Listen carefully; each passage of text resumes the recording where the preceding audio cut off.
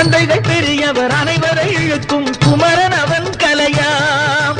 கோவிலின் அருகினில் கூடிய கூட்டங்கள் தலையா கடலையா, குழந்தைகள் பெரியவர் அனைவரை இழுக்கும் குமரன் அவன்